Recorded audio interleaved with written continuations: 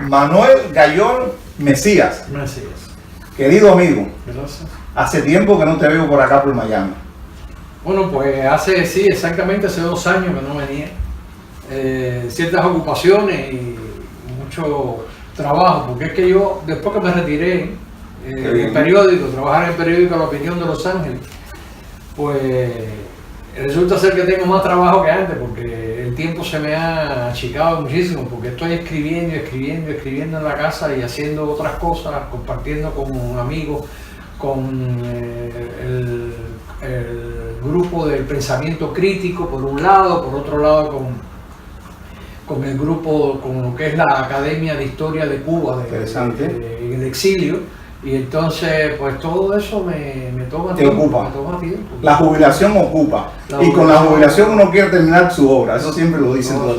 Es una cosa que es real. Oye, te agradezco que sea bienvenido a la Casa del Ser, al Instituto Cubano de Ciencias Culturales, para conversar sobre todo de tu obra, de lo que estás haciendo y lo que vas a hacer en adelante.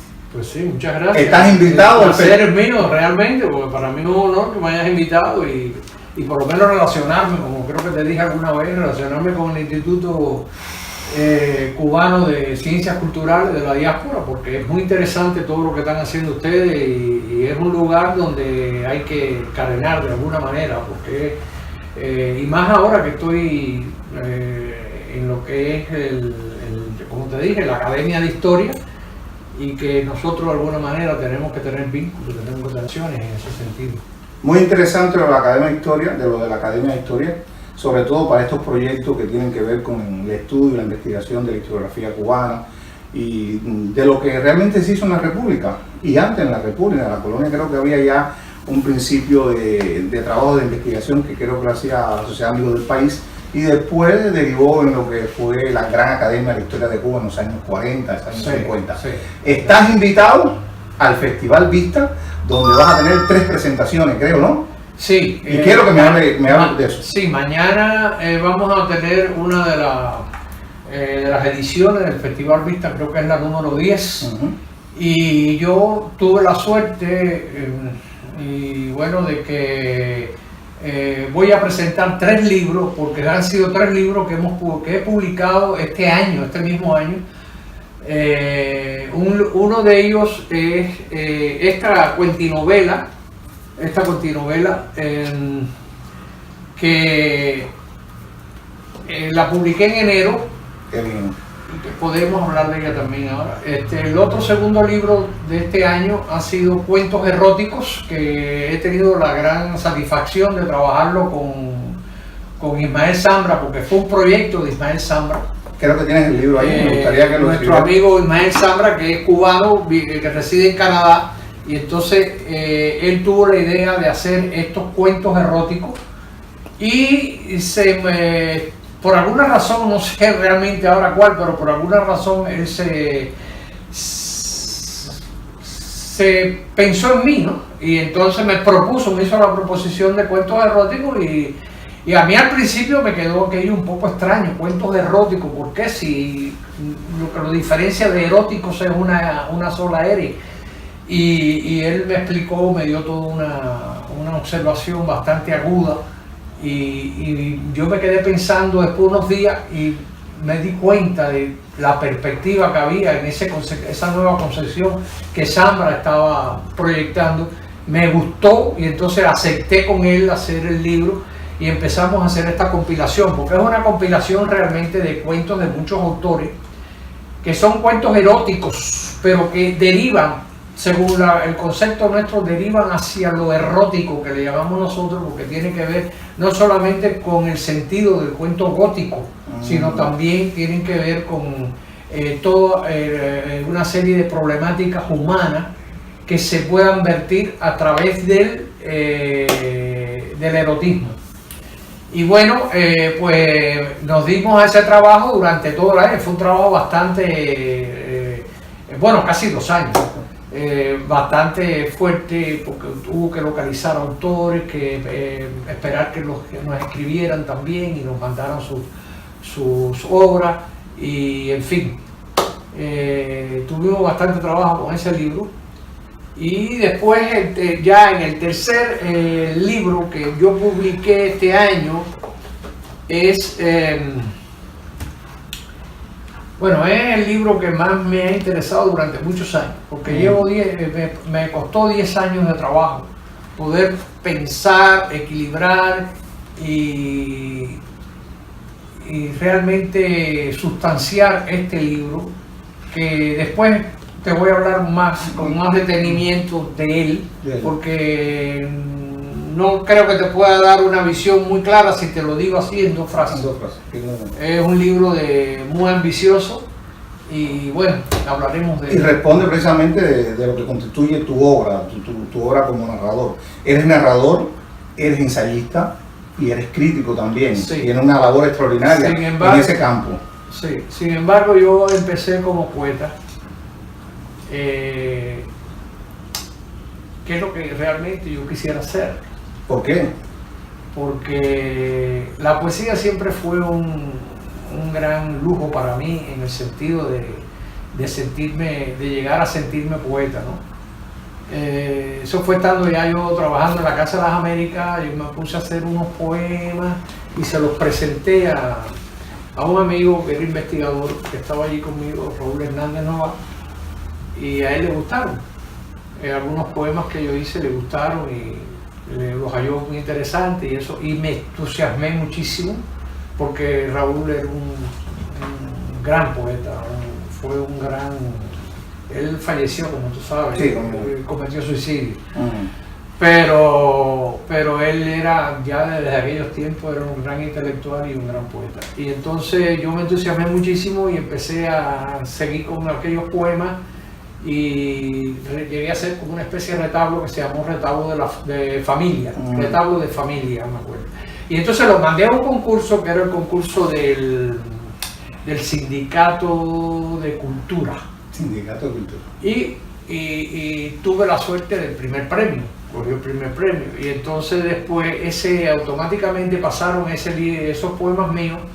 De ese concurso del Sindicato de Cultura lo pasaron para un sindicato nacional de trabajadores de la cultura, que era, ahora no me acuerdo realmente cuál era el nombre de un mártir que tenía, no me acuerdo. Pero entonces esos poemas volvieron a coger el primer premio en ese otro concurso nacional, y entonces imagínate, ya el arrebato mío era que ya yo creía que de verdad iba a ser poeta, ¿no? Y entonces pues seguí escribiendo y llegué a hacer hasta 4 libros de poemas. Me publicaron 2 en Cuba. Uno fue La UNIAC, que fue el primer libro mío en 1989, que publiqué que se llamó entonces Retablo de la Fábula. Le cambié de familia, lo pasé a la fábula, lo amplié más, lo elaboré mucho más y salió publicado en 1989. Ese mismo año pude tener la suerte de publicar por la Casa de las Américas el libro de compilación crítica investigativa sobre Andrés Bello, el venezolano y chileno Andrés Bello, que fue un trabajo muy intenso que tuve durante 3 años de investigación, de cómo tratar y cómo abarcar toda la inmensa obra y la inmensa sabiduría de Andrés Bello en un libro. El libro me salió en 800 y pico de páginas.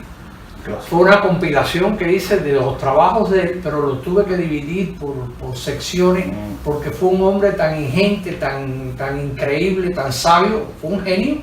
Andrés Bello llegó a ser desde poeta, fue uno de los primeros poetas latinoamericanos con la silva de la agricultura, o sea, la zona tórrida, y otros poemas más. Fue de los primeros poemas románticos y de prerromántico, digamos, del clasicismo al prerromanticismo, que era, porque Bello realmente fue una transición en todo su tiempo de vida y de obra. Y Bello después fue el de la gran gramática para el uso de los castellanos, de los hermanos latinoamericanos, y fue una cantidad de obras inmensas y todas se destacó. Entonces aquello me tomó mucho tiempo y fue muy intenso realmente, porque tenía que equilibrar bien toda la estructura que yo podía hacer aquel libro. Entonces esa fue una investigación por la Casa de las Américas, la pude publicar, pudo salir publicada también en 1989. Ese fue el año en que yo publiqué esos dos libros, el de poemas míos, Retablo de la Fábula, y Valoración Múltiple sobre Andrés Bello. Entonces ya después, en aquellos años 80, yo realmente lo que quería era hacer narrativa, y más que investigación en aquellos tiempos, aunque estaba como investigador de la Casa de las Américas, pero tenía muchos problemas de tiempo. Además, en la Casa de las Américas me exigían las temáticas a investigar, y me ponían lo que tenía que hacer, y me decían, claro, entonces no me quedaba más remedio que como trabajador allí tenía que hacer todo ese tipo de cosas. Además, estaba cansado un poco de todo el problema ideológico y de todo el problema de proyección espejizada, de proyección, claro, de espejismo que hacía la Casa de las Américas y que hacían todas las instituciones cubanas con todo el lío de esa revolución, entre comillas. Y entonces hubo ciertos problemas, ¿no?, en que pude aprovechar y trasladarme de la Casa de las Américas. Increíblemente fue un viaje al revés, ¿no? Porque yo estaba, la Casa de las Américas, tú sabes, era una institución que era o es una de las instituciones más importantes que ha tenido a nivel cultural, ha tenido la dictadura castista. Entonces yo había empezado por ahí, en mis andanzas en la cultura y en la literatura fundamentalmente, con mucha suerte que pude empezarla por la Casa de las, o sea, empecé por la cima de lo que había en Cuba. Sin embargo, cuando me trasladé de la Casa de las Américas, que me cansé de todo aquello, hubo problemas, hubo situaciones políticos profesionales un poco entreviradas, ¿no? Pues yo me fui, me pude trasladar de la Casa de las Américas y me fui para la Casa de la Cultura de Plaza, que era la base. O sea, me fui de la cima hacia la base, pero en la base pude tener 5 años de trabajo que me dio mucho tiempo, pero mucho tiempo para yo escribir las cosas que yo quería. No te exigían tanto como en la Casa de las Américas. No me exigían nada, me daban toda la libertad de ir por haber. Y entonces yo incluso trabajaba yendo a las instituciones, coordinando actividades y todo eso, y muchas cosas las resolvía por teléfono, otras cosas iba a la institución 1 o 2 veces a la semana para hacer reuniones de coordinación, y entonces siempre hacía una cierta vida bohemia, ¿no? Dentro del problema intelectual de ir a la UNIAC, o de ir al Segundo Cabo, o de ir al instituto de culturales que pudieran haber allí, y eso me sirvió para darme espacio, para darme tiempo enorme para escribir. Por eso es que hoy en día estoy publicando tanto, porque yo desde Cuba pues escribí mucha obra que después la fui sacando y las puedo ir publicando ahora en estos tiempos. Y entonces, cuando aquello también, ya estando en la Casa de la Cultura de Plaza, tenía un equipo muy bueno de algunos especialistas literarios, pero entre ellos estaba Ivette Fuentes, que es mi gran amiga, y es una gran intelectual. Ivette Fuentes ha estado por acá varias veces y viene ahora posiblemente para el día 16. Entonces Ivette conformaba el equipo, que también Ivette me ayudó muchísimo, tanto para trasladarme para allá como para engrampar todo el equipo, y hicimos muchas actividades muy interesantes. También estaba Dorival Enrique, que ya falleció lamentablemente, fue un gran amigo mío también, y es muy buen poeta, Dorival. Y bueno, hacíamos un equipo muy lindo y podíamos trabajar a gusto, porque nos daban libertad en ese sentido. Entonces nosotros coordinábamos las actividades y hacíamos cosas y escribíamos y en fin. Entonces junto con Ivette y Dorival yo pude entrar a lo que fue el grupo Vivarium, que pertenecía al arzobispado de La Habana. Eso es una etapa nueva. Fue una etapa nueva que yo empecé ya después que me fui de la Casa de las Américas, y estando incluso en la Casa de la Cultura de Plaza, conformamos el grupo Vivarium, que pertenecía al CAI, a lo que se llamaba el CAI, que era el Centro Arquidiocesano de Estudios de La Habana, con sus siglas el CAI. Entonces, era una cosa muy linda, ¿no? Porque nos reuníamos en el arzobispado todos los meses, una vez al mes.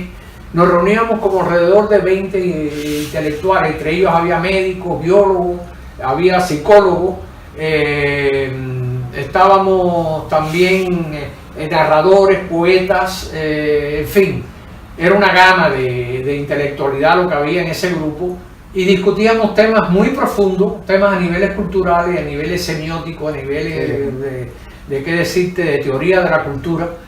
Y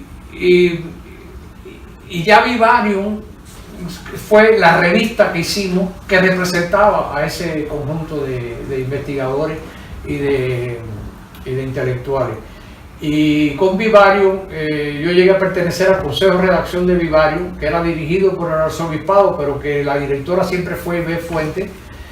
Y hicimos muchas cosas lindas. Todavía Vivarium existe, ahora van a sacar un número más, no sé si es el 20 y pico o casi 30, no sé, no recuerdo bien ahora en qué número están las ediciones de Vivarium, pero es una revista artesanal que incluso muchos intelectuales en Cuba, muchos escritores la perseguían, ¿no?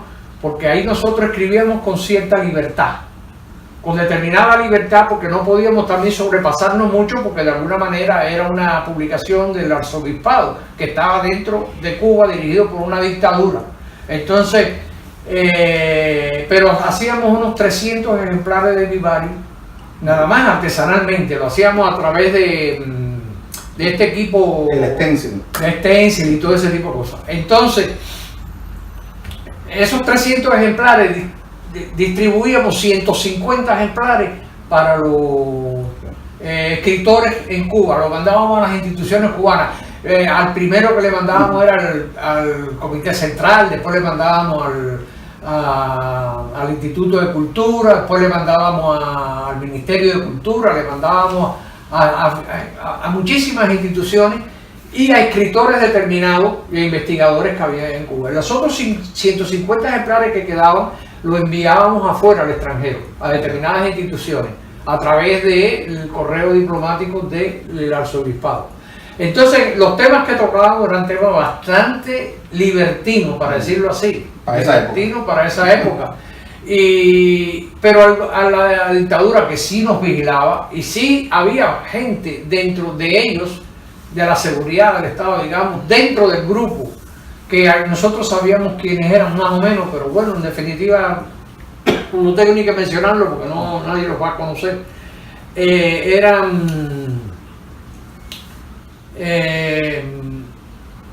Esos temas tocaban índole sociológica, antropológica, religiosa, eran muchos temas que no se tocaban en la vida cotidiana de la cultura cubana, que ellos no, pero a ellos no les importaba. Y cuando digo ellos, digo el gobierno, digo el régimen, no les interesaba eso, porque a ellos Vivarium les servía para decirle a los extranjeros que había libertad en Cuba, porque ellos dejaban que había apertura en Cuba, porque ellos dejaban que esa revista saliera y que tocara toda una serie de tópicos que a veces eran álgidos en relación con la dictadura, en relación con todas las concepciones culturales que ellos vertían a través del marxismo y del realismo socialista. Y sin embargo, ellos no dejaban, porque daban esa impresión de que había apertura. Pero no les interesaba tampoco mucho que publicáramos eso, Vivarium, porque ellos sabían que era una revista dirigida a determinados intelectuales y a determinadas instituciones, y que eso el pueblo, la gente de a pie, no lo iba a leer, no lo iba a conocer, o no lo iba a entender. Entonces a ellos no les importaba mucho eso y lo dejaban pasar. Y así estuvimos mucho tiempo. Bueno, estuve 2 o 3 años hasta que llegó el 94, en que yo pude pedir permiso al Ministerio del Interior y al Ministerio de Cultura, donde pertenecía a mi trabajo, y me dieron una autorización para ir a España a visitar a mi familia por parte de padre en vacaciones. En vacaciones. Y Y no regresaste. nunca la había conocido, ¿eh? No regresaste más. Y no regresé más. Eso todo fue un entramado, claro, que yo tuve que preparar, Claro. todo fue un misterio, pero bueno, eso es una historia larga, que si no, no íbamos a terminar nunca. Yo quiero preguntarte algo que siempre pregunto. Para ti, ¿cuál es el misterio para ser un buen narrador? ¿Qué es lo que tiene que tener el autor para ser un excelente narrador? Para que su obra tenga potencia literaria. Si te explico algo como que hace falta una estructura o como que hace falta una determinada característica, o eso, te voy a mentir porque realmente me parece que es una pregunta que, a pesar de ser muy buena, porque es una de las preguntas que siempre a mí me fascina, ese tipo de preguntas, porque tiene que ver con la creación y la creatividad, pero eso casi no tiene respuesta, Calleja, porque ser buen narrador, cada narrador o cada escritor es un mundo, con toda una serie de diferencias a los otros escritores, a los otros intelectuales. Entonces, Sí, cada sí. quien tiene su método, Sí, cada sí. quien tiene su manera Claro. de empezar a escribir. Eso sí, creo que hay dos cosas que son fundamentales para escribir, pero fundamentales. Primero, leer. Segundo, leer. Tercero, leer. Primero, escribir. Segundo, escribir. Y tercero, escribir. O sea, tienes que leer y escribir todo lo que tú puedas, porque la lectura es lo que te da todo el conocimiento, el bagaje, para tú poder meter en esta batidora que es el cerebro de uno, poder empezar a sacar tus propias Claro. conclusiones del mundo, tus propios razonamientos del mundo, tus propias imaginaciones. Pero ya escribir es un ejercicio. Tienes que escribir, escribir, escribir. Por ejemplo, en mi caso, yo sé que yo he evolucionado. Por supuesto, yo no escribo como escribí en los años 80. Yo empecé en los años 80 a escribir. Yo empecé tarde en la literatura. Tarde. Yo tenía 30 años, creo, cuando yo empecé en la literatura. Dicen que realmente. Faulkner empezó a los 40. Bueno, quizás yo había empezado más de los 30, ¿no? Sí. Pero empecé tarde en la literatura, sin embargo, y no escribía cosas que tenía después que desecharla. Que reeditarla, ¿no? Y reeditarla y desecharla. Y entonces después tú tienes que seguir y seguir y seguir y seguir hasta que tú mismo vas viendo cómo te vas elaborando, cómo tú ya llega el momento que tú conoces. Es un misterio, mano. Es como que tú conoces, empiezas a saber lo que está bien escrito y lo que no está bien, lo que tienes que quitar y lo que no tienes que quitar. Y tienes una cosa, que eso me lo enseñó a mí una gran escritora argentina, independientemente de que no teníamos afinidad ideológica, pero era una gran escritora y un gran ser humano, fue Iberna Codina, que trabajamos juntos en la Casa de las Américas. Iberna Codina me enseñó y me dijo una cosa: cuando tú aprendas a quitar cosas de lo que tú has escrito, a quitarlas, a borrarlas, a decir, esto no lo quiero, no sirve, cuando tú hagas eso, tú eres un escritor, viejo.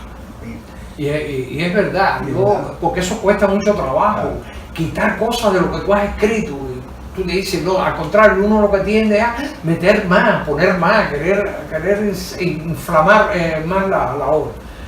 Y no, es al revés, es cuando tú empiezas a pulir, empiezas a sacar y empiezas a quitar. Y eso es cuando tú vas dando de verdad tu propio toque de que lo que estás haciendo va por ahí.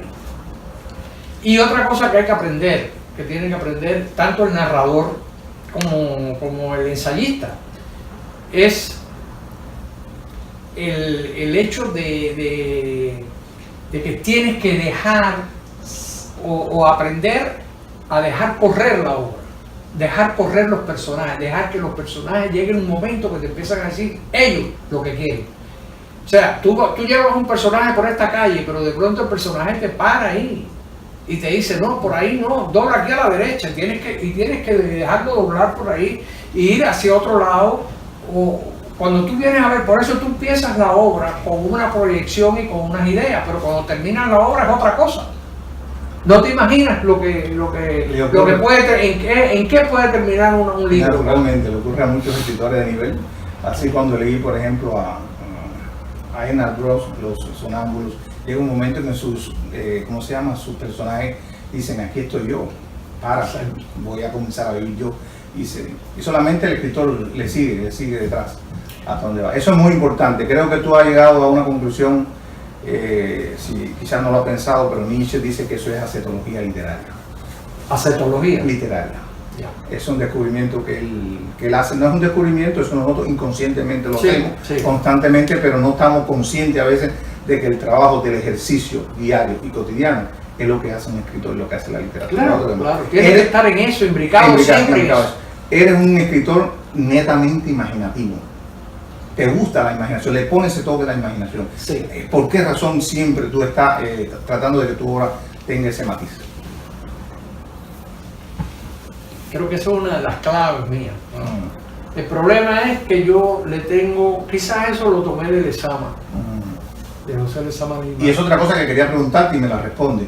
¿Eres un lezamiano en ese sentido? No, yo no creo que yo sea un lezamiano. De eso vamos a hablar. Pero la imaginación, por ejemplo, para mí es la gran dimensión del ser humano. Un ser humano sin imaginación no lo es, no es ser humano. O sea, la imaginación es una cosa tan poderosa y tan particular del ser humano que es lo que permite la creatividad en todo sentido. Y al mismo tiempo es lo que hace que el ser humano progrese y evolucione. Yo tengo una teoría un poco alocada, ¿no? No sé si por ella me criticarán algún día, muchísimo, pero me arriesgo. La teoría que yo tengo es que la realidad es doble. La realidad es con mayúsculas. La realidad es doble. Es una realidad objetiva, concreta, presencial. Es una realidad objetiva que usa lo racional y el discurso también racional y la lógica. Es esa parte de la realidad que tiene que ver con lo concreto, con el ser humano, con lo sustancial. Con lo que tú puedes ver e incluso medir. Sí, lo que puedes ver y tocar. ¿Okay? Sentir también, pero ver y tocar, y lo que puedes pensar con lógica y lo que puedes pensar con racionalismo, que no en ningún momento deja de tener imaginación. Pero hay otro lado, que es como la cara oculta de la luna, que es la realidad imaginaria, que es lo que yo llamo la realidad imaginaria, que es esa realidad subjetiva, psíquica, es esa realidad que no se ve, pero se siente, que es esa realidad que no es presencial, que parece estar ausente, pero está presente, es esa realidad que no es lógica, pero es intuitiva, es metafísica, es fenomenológica, es una realidad que en definitiva, a las 10 de última, en un futuro muy lejano, quizás pasando ya en las últimas etapas de la cosmogénesis, pues esa realidad sea la primordial, sea la verdadera realidad, mientras que la realidad objetiva, concreta y corpórea es temporal, es una realidad que tiene su nacimiento, desarrollo y muerte. Mientras que la realidad imaginaria es la que queda, es la que sigue la estela del espíritu, digamos. Es inmanente. Sí. Bueno, es inmanente, por supuesto, porque ya nace con el ser humano. Esto yo lo tomé en préstamo un poco de... Bueno, lo tomé un poco como unas variantes que yo mismo creé del sentido evolucionista de Teilhard de Chardin. Pierre Teilhard de Chardin, el sacerdote jesuita, el gran teólogo, sí. Que fuera teólogo, biólogo, antropólogo, el hombre de China, que fue el que descubrió, uno de los descubridores del hombre de China y todo eso. Entonces, porque Teilhard plantea una evolución biológica, física, pero también que va hasta lo espiritual. Incluso por eso él fue el que crea las 3 etapas de la cristogénesis, la cosmogénesis, crea la antropogénesis, la cosmogénesis y la cristogénesis. Entonces él plantea que el hombre en la etapa de la cristogénesis es que cuando ya pasa la evolución ya de la materia y sigue en el espíritu como energía, porque él habla mucho de la energía, incluso de la energía mundi. él apunta hacia lo que viene a ser el punto mega. El punto mega, que es donde ya en la cristogénesis es como ya el encuentro, una especie de encuentro con la conciencia. De encuentro con la conciencia universal, en este caso, y con la conciencia, pero él lo ve como una perspectiva de Cristo, de un encuentro con Cristo, ¿no? Pero en otra perspectiva, digamos, un poco más acá, podemos hablar de que sería algo un poco más científico, ¿no? O sea, a nivel de conciencia universal. Eso es lo que más me interesa. Y es otro libro que estoy tratando de escribir ahora, se titula Una poética para la conciencia. Interesantísimo. Porque la conciencia es para mí lo más importante que ha tenido el ser humano en toda su aparición. Entonces, ¿qué te hablaba? De la relación con Lezama Lima. La relación con Lezama. Bueno, con Lezama me quedó la cosa del sistema poético del mundo, esa gran proyección que Lezama quiso aplicar a través de la imagen, cómo poder historiar el mundo a través de la imagen, ¿no?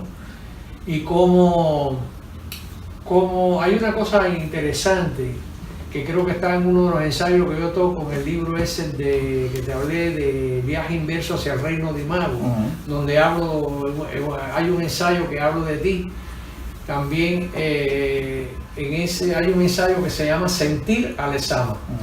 Entonces ahí he querido dejar bien claro que no es lo mismo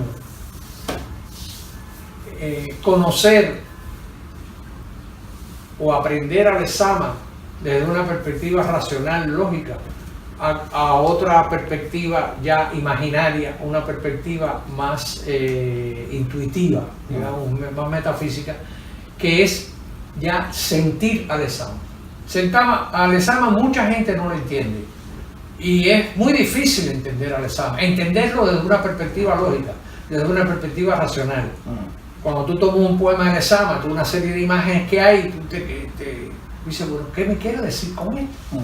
Pero si tú no te dejas llevar por eso, sino por el hecho del análisis lógico, del análisis donde tú vas a decir, usa este tropo, usa esta metáfora, hizo esta imagen por aquí, por esto, por lo otro, está hablando del mito porque ese mito lo sacó y con esto quiere decir tal cosa. No, si tú te dejas llevar por el poema, porque las imágenes esas que él te va creando en los versos, te van creando toda una serie de asociaciones mentales, de manera tal que esas sensaciones no solo se te están reproduciendo en la mente, en el cerebro, sino las estás sintiendo adentro de ti, estás sintiendo un goce, una satisfacción. Entonces, cuando tú te dejas llevar por eso, tú estás sintiendo lo que te quiere decir Lezama. Y ahí sacas muchas cosas que es tu participación al lado de la participación de Lezama. Claro. ¿Te das cuenta? Entonces, Lezama para mí ha sido todo ese tipo de descubrimiento, todo ese tipo de sentimiento que me ha permitido entonces usar la imaginación desde otra perspectiva, no desde la misma perspectiva lezamiana, pero sí desde otra perspectiva, en la que yo, ligado eso al discurso intuitivo que trato de emplear tanto en la narrativa, en algunas veces en la narrativa, como también fundamentalmente en lo poético diferenciado de la poesía, más o menos con el sentido que le da Octavio Paz a lo poético.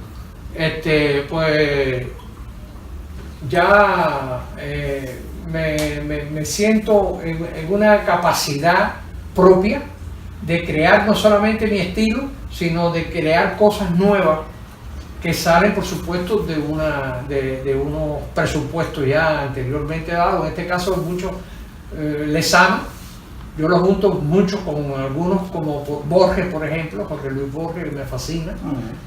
Octavio Paz y toda una serie de escritores, pero ese basamento es el que me sirve para cuando yo lo uno, todo esto de la imaginación y de la imagen y de la intuición, pues me salen cosas muy nuevas, pienso yo. No sé si será así o estaré equivocado, pero por ahí ando. Por ahí ando. Es extraordinario lo que está haciendo. Yo quiero preguntarte, ¿nota alguna ruptura en el plano literario en Cuba ahora o ya hace un tiempo viene cambiando el ritmo de lo que es la literatura oficial para una literatura más liberal, más dada a los márgenes, más dada a, tú sabes, a otra búsqueda propiamente de lo que es la cultura cubana? En esencia y realmente pensando a nivel de que tiene ya 60 años de dictadura, se están escribiendo cosas bastante diferentes a los primeros tiempos, ¿no? A los años 60, a los años 70, a los 80, pero todo es muy limitado. Todo lo que se está escribiendo oficialmente, o sea que cuando digo oficialmente es porque en Cuba permiten una publicación. Cuando ya permiten una publicación, pues entonces es porque están dándola están autorizándola, ¿no? Están permitiendo que esté dentro del oficialismo de la revolución. O sea, siempre, primero vimos lo de con la revolución todo y sin la revolución nada. Eso ahora va a venir más estatuido por lo que es el decreto 349 que ya conocemos, de que van a querer controlar mucho más la problemática artística en Cuba, la creación fundamentalmente. Pero eso no va a ningún lado, eso sigue. Han cambiado, por ejemplo, los escritores oficiales de Cuba, han cambiado en que han usado un poco más de la imaginación, han usado un poco más del uso de la imagen, por ejemplo, el uso de la sugerencia y no tanto el uso de la anécdota, como era antes en los años 60 y 70, que era una narrativa o una poesía totalmente anecdótica, totalmente coloquial, en el peor de los sentidos, digamos, porque hay coloquialismo muy bueno. Claro. Y era una literatura muy politizada ya a extremo artificial, digamos. Mientras que hoy en día ya se hace un poco más de subjetivismo, pero es muy simple y es como ha sido siempre. Te puedes meter un poco con la cadena, pero no te puedes meter con los monos. Si te metes con los monos, ahí sí estás perdido. Estás perdido porque quizás puedas publicar algo alguna vez en un momento dado, pero eso te van a... Bueno, mi libro, yo sufrí la censura. Claro, mi libro La Noche del Gran Godo, se publicó aquí, que fue premio UNIAC de 1992, cuando ellos se enteraron que yo me había ido a España, que estaba en España y que había hecho unas declaraciones, inmediatamente lo congelaron y nunca salió publicado por ellos. Y el libro fue premio en 1992 de narrativa, de cuentos, en La Noche del Gran Godo. Entonces lo pude publicar con Neoclub Press. Con Neoclub Press, con Neoclub Ediciones, en el año 2011. 19 años estuvo censurado el libro. Tengo una reseña sobre ese libro tuyo. Sí, no, y creo que tú me presentaste a mí en un momento dado con ese libro. Con ese libro. Cuando en la otra esquina las palabras lo presentamos. Y te decía, para terminar y concluirte esto, de que, hay mucha gente que está escribiendo. He tenido la suerte de ser jurado del concurso Reinaldo Arena en 3 ocasiones. Sí, 3 ocasiones. En la segunda ocasión le tuve la gran satisfacción de darle el premio a Ángel Santiesteban y un libro excelente, un libro, El regreso de Mangrú, y había muchos escritores interesantes, Ahora fui jurado otra vez que eso fue otra cosa que tuve este año, aparte de los 3 libros y eso, y la historia. Ha tenido que trabajar. He tenido que hacer 61 libros que tuvimos que leernos los 3 jurados que fuimos. Y bueno, no puedo hablarte más del concurso porque todavía no se han dado los resultados. Pero ha sido muy interesante porque hay gente muy nueva y gente que está haciendo cosas que valen. Claro. No tanto a veces, pero sí.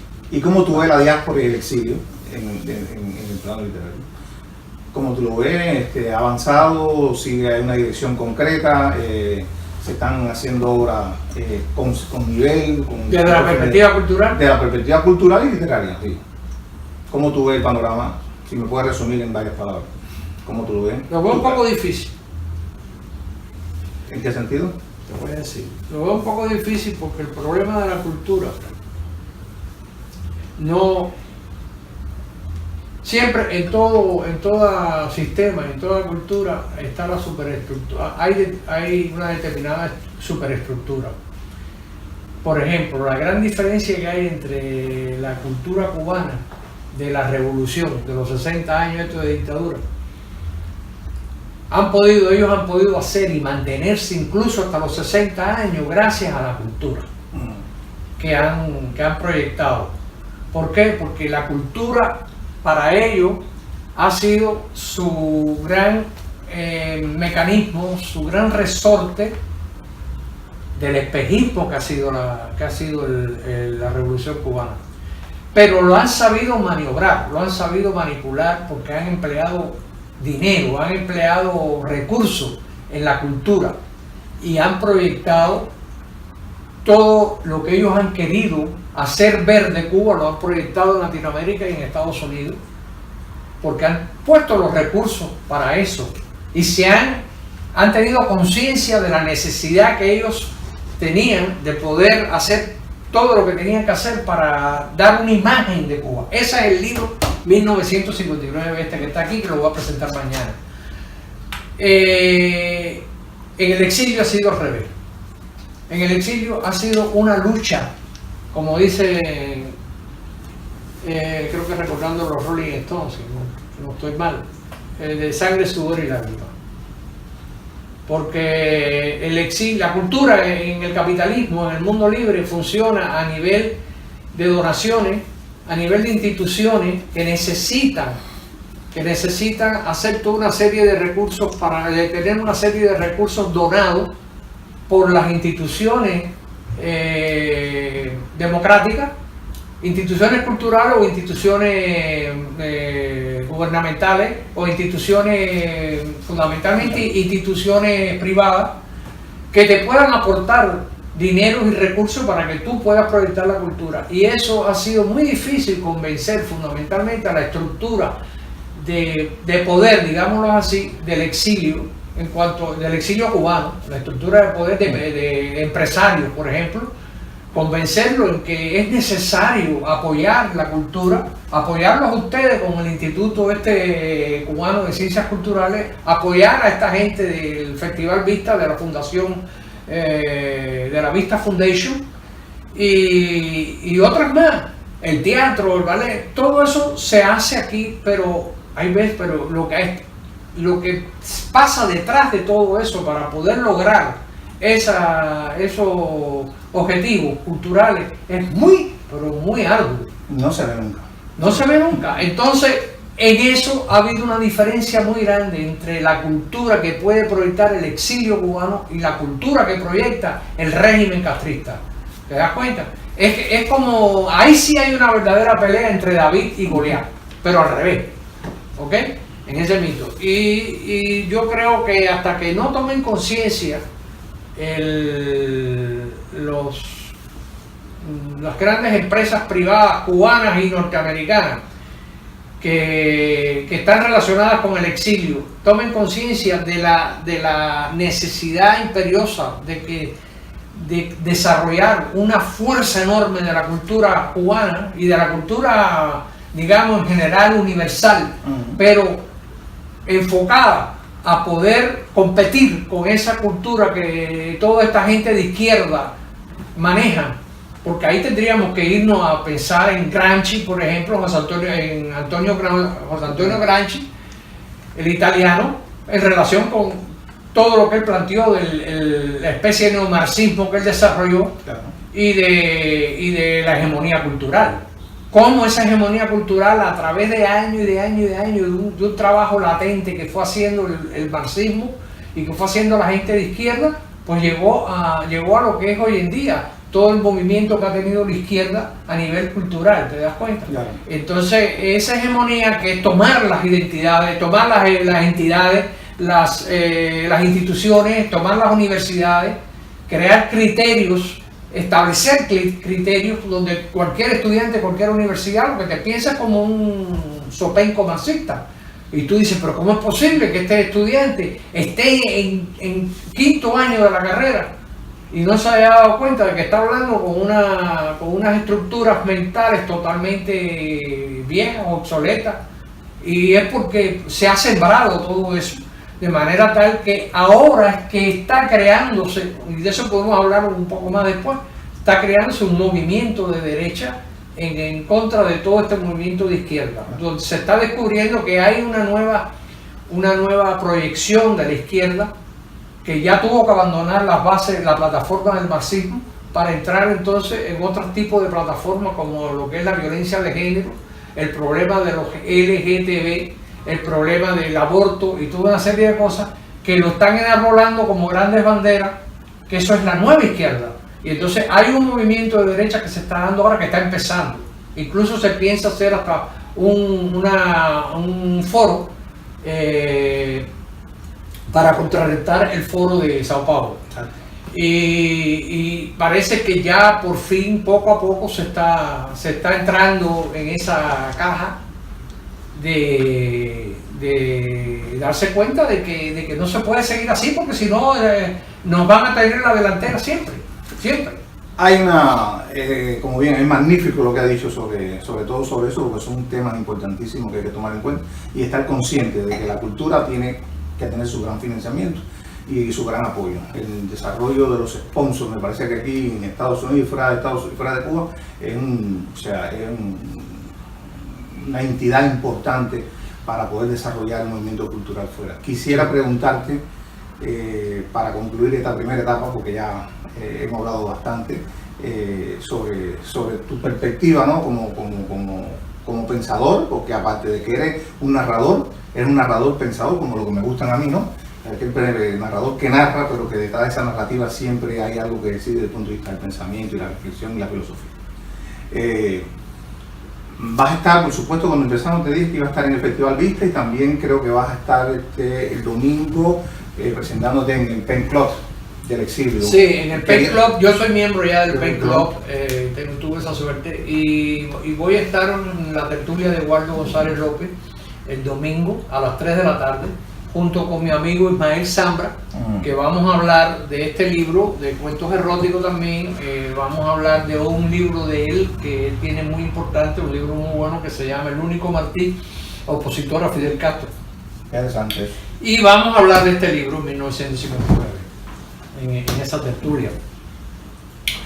Y bueno, ¿qué más querías decir? Nada, estamos invitando a todo el mundo mañana a la presentación de tu libro, sí. y el domingo también a un conversatorio. Sí, mañana estos 3 libros se van a presentar a partir de las 5:45 de la tarde en el Festival Vista, que es la dirección es 111 Nori 5 calle, creo que exactamente. Sí. Sí, en el centro cultural para Centro Cultural Hispánico para las Artes. Perfecto, sí. Entonces vamos a presentar a partir de las 5:45 estos 3 libros, terminaríamos como a las 7 y tanto de la noche.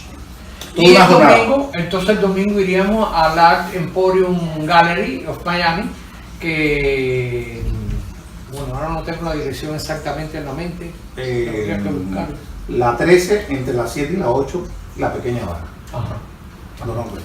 Vivian es la directora. La directora del centro. Entonces, el 19, miércoles 19, que es un aniversario más del nacimiento de Lezama Lima, va a estar Ivette Fuente ahí en Art Emporium Gallery. Va a estar y yo la voy a presentar. La doctora Ivette Fuente, con un libro maravilloso que tiene que ver, está publicado por Alexandra Library, en una edición preciosa. Y ese libro corresponde a todo el capítulo número 1 de la tesis de ella en Salamanca, porque déjame decirte, Ivette Fuente es doctora, es dos veces doctora, es doctora en La Habana en literatura hispanoamericana y es doctora en Salamanca por José Lezama Lima, y todo eso con una tesis de ella preciosa, que es muy abundante, que tiene que ver con con el sistema poético del mundo de Lezama Lima y con la luz y bueno, en fin, en general con Lezama Lima, todo el libro, toda la tesis de ella. Y entonces de ahí sacó el libro este que le publicó Modesto Arocha por Alexandra Library, el libro que se llama José Lezama Lima, una tradición cosmológica de la luz y la tradición cosmogónica de la luz. Y yo la voy a presentar ese día. Muy bien, magnífico. Oye, te agradezco que hayas estado acá en la Casa del Ser, como nosotros decimos, en el Instituto Cubano de Ciencias Culturales, esta preciosa intervención que has hecho tú sobre tu obra y sobre perspectivas literarias que ha sido de película. Hermano, muchas gracias.